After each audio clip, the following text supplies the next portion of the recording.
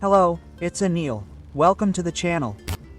In this episode, we'll be discussing a new character, a new cavalry character, of course, Agnar. As you can see, I decided to make him. I really decided to invest my hard-earned tokens in him.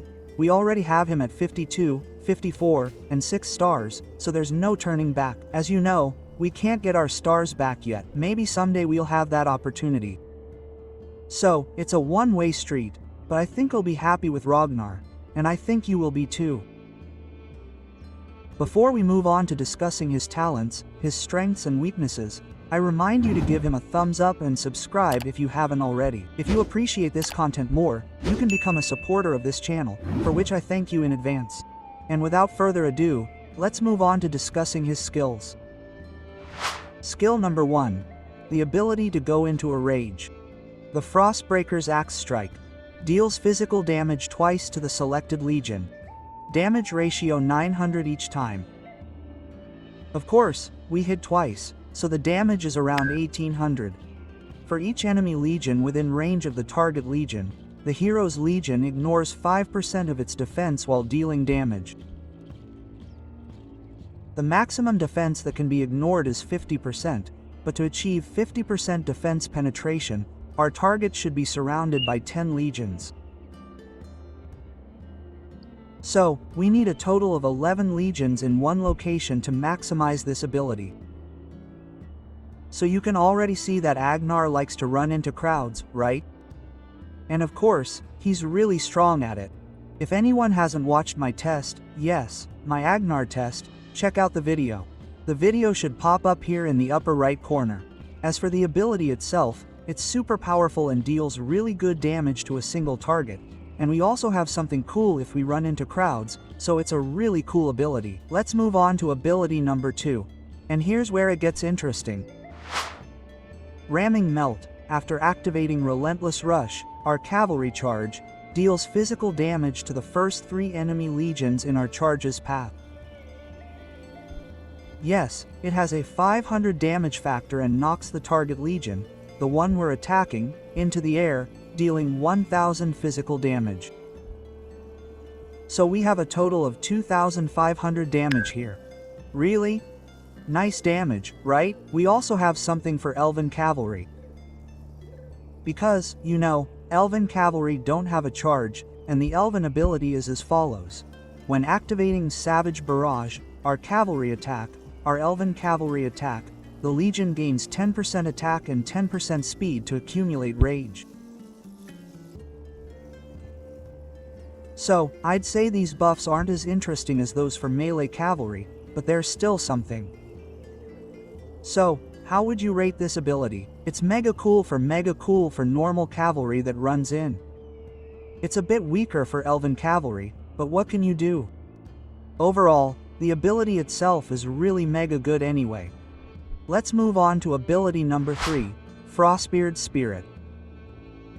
Zion cavalry units gain 10% health and 30% physical attack, so really nice bonuses. It's a passive ability, so you don't need to activate anything. I like skills like this, so it's also a very good ability. And now for something truly beautiful, something amazing. Ability number 4, Ancient Oaths.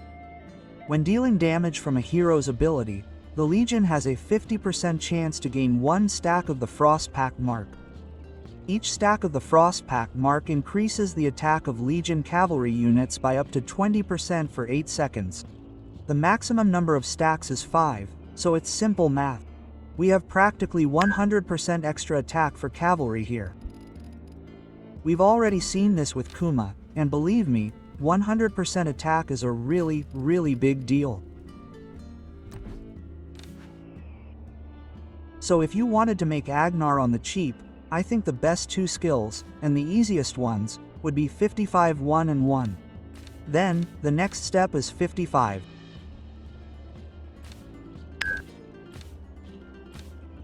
I think that would be something really beautiful.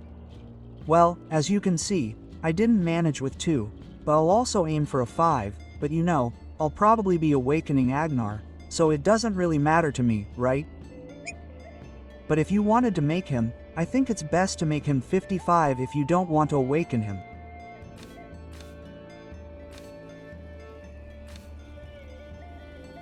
Although, really, every skill here is very good, so if you don't make him, he'll still work. However, I think the fourth skill needs to be a 5. The fourth skill really needs to be a 5. Let's move on to Awakening, because we skipped Awakening a bit here. As you can see, Awakening has 1000 damage, not 900. And we have a maximum of 60% defense penetration, so those are really powerful percentages. Awakening is also really cool, because, you know, our legion gains defense penetration, so any legion that attacks us takes damage from counterattacks that penetrates their defense by 60%, even 60%. So that's his strength. Yes, that's Agnar's strength. Here you have a talent tree for melee cavalry, designed for running into DPS. I think there's nothing special here. It might surprise some that we have counterattacks here, but as you know, we deal a lot of counterattack damage when running into crowds, so we don't need any additional frenzy here. And I think the rest of the tree needs no explanation. It's all very intuitive. If someone has Agnar, they're already at a later stage of the game, so they're familiar with skill trees and talent trees, so there's no need to explain anything further. Of course, this talent is brilliant. You know, for running into crowds, you don't want the talent that stacks. You just want immediate damage, so that's perfectly fine. Here, you could consider just 8% more skill damage. I think that would be good. Maybe we'll change it, but for now, I'm testing HP bypass. HP bypass is very nice when you're running into DPS. Yes, DPS have relatively few HP bonuses, so each HP bypass increases your damage significantly more than if you were to bypass HP on infantry units. So keep that in mind. However, if someone plays, for example, elven cavalry, I think we'd do something similar for elven cavalry. I'd also go for a damage skill tree here, if anyone wants it. Yes, so for the elven cavalry, we can already get a rampage here. Whatever you choose is good, but I think higher damage could be really good. Elven cavalry tends to fight a lot against infantry, so you might want to consider that. Although, you know, elven cavalry also deals attack damage, so I'll leave it up to you what you prefer. I like this talent. Here, we can increase the chance of critical damage. We don't want to increase critical damage here. I'd rather go with steady hands. 10% more damage from the synergy for elven cavalry. Sure, that's very cool. I know we have a synergy here that stacks with this synergy, but this synergy only lasts for 10 seconds from the start of the fight. And as you know, elven cavalry can fight for a very long time, so I'd rather go for that for elven cavalry here, right? And with elven cavalry, you could also get caged animals to hit the infantry harder, right? To hit infantry harder. Here, I'd go for the PvP tree. Let's increase normal attacks. Let's increase damage. Let's increase damage even more. And the last point can be given to 3% march speed. Yes, this is a very similar build, boosting infantry with elven cavalry. Sure, you can go there too, but as I said, these talents will stack, so you only lose 5% delta damage from synergy at the start, but this talent lasts practically the entire fight, so it's definitely better for long fights. Yes, this is a cavalry tree. That's how I would design it. That's how it would look in my opinion. And this tree would be really good at hitting infantry. So this is what the tree for elven cavalry would look like, and this is what the tree for melee cavalry would look like. And this tree for elven cavalry is also very good for long fights, so it can also be useful for raids and garrisons, although Freya has a rally tree, so you have very good talents there as well. As for pairings, Freya is obviously number 1. Sure, this march is very slow overall, so if you're running around with cavalry, many people split them up to maintain a similar march speed, which is very helpful when maneuvering between cities. However, for elven cavalry, if you want to engage infantry, or for regular cavalry that you want to run into crowds when someone is in your territory, there are plenty of DPS, destroy your tower, and you want to run into crowds. Agnar Freya really does a great job. However, in open field, they're really slow, so I'll leave it up to you how you want to pair them. The pairing is really strong, although these heroes can also be split. And how you split them up is really up to you. As you know, Agnar likes to deal damage from champion abilities, so you probably want someone who deals it frequently. That's why Freya is truly brilliant here. However, there's another champion who deals this damage quite rarely, but also has some AoE. It's Urag, of course, who can deal damage to 3 targets. That's one of the reasons I run Urag with Agnar. Yes, when it comes to running longer distances to be fast. However, when it comes to running into crowds, as I said, I'll say it again. Agnar and Freya are truly brilliant, a brilliant pair. Massive damage, very tough, very durable. I don't think anything more needs explaining here. However, if you want more details on how to combine these champions, there are tons of videos on YouTube. You can choose a video, copy some champions, copy their talents, and it should work just fine. When it comes to artifacts, I think the wolf horn is a truly powerful artifact, probably the best artifact in the game for cavalry right now. However, Winter Sec is also very strong. It has a bonus to HP. It has a very cool freezing effect that immobilizes enemies for 5 seconds. You can unfreeze them, of course, when they take damage. Then they unfreeze faster, but overall, I think these 2 artifacts are truly wonderful. As for cavalry legions, Lunaris is also a very cool artifact, which you can play with Nea, for example. Then you have Invisible March, which is very fast. You also have very nice bonuses here. As you can see, you don't need any synergy from the talent upon entering combat, because you have the synergy from the artifact.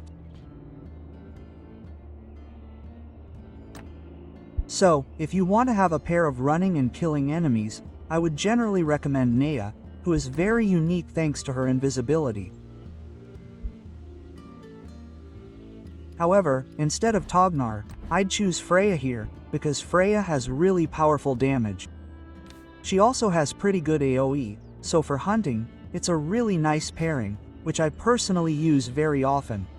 But this isn't about Freya, this is about Agnar. Agnar is also very strong, so Nea Agnar can also run like that. If someone wants to run a single cavalry march, just one cavalry march, I really recommend giving him Nea.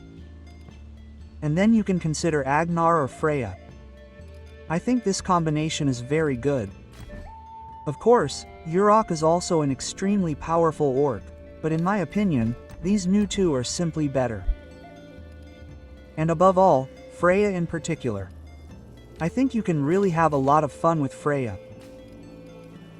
I think Freya is a very nice combination for hunting. As for a pet for Agnar, I think Bullion Beast would be a really good choice.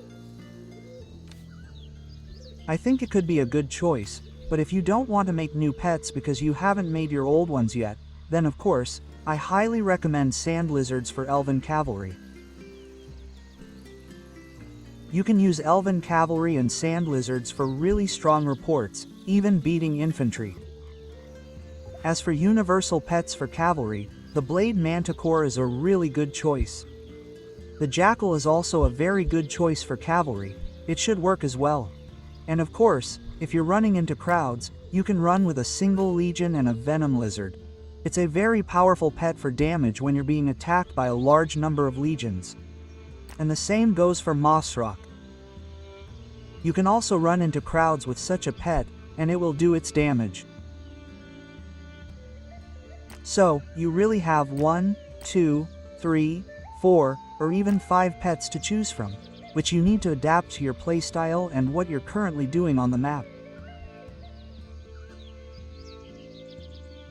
That's why I've been telling you since the very beginning, when pets were released, that if you don't want to keep making a new pet, well, for infantry, for melee units, poison lizards work with every legion, sand lizards work with every ranged legion, so that's why I have these pets here. Of course, I also want different pets for different legions, so I'm making a lot of different pets, yes, because it's a bit boring, having only sand rats, although they are really strong. But as you can see, for cavalry, I'm making red Moras. I don't need to upgrade them too much, because a 2-star talent is enough for me. We'll also add a special attack skill here, and really, these manticores are perfectly sufficient. I don't need anything more. You know, I run around to run into some ranged units and swat them. And for longer fights, we actually have sand lizards for elven cavalry, for example. So, that's all for this video. I don't think I left anything important out. If I missed anything, or if you have any questions, feel free to ask in the comments. You can also join me on the streams, where I'm happy to answer any questions about the game, so feel free to ask Agnar or other champions on streams about their progress. But here I'll say goodbye to you all. You know what to do. Take care.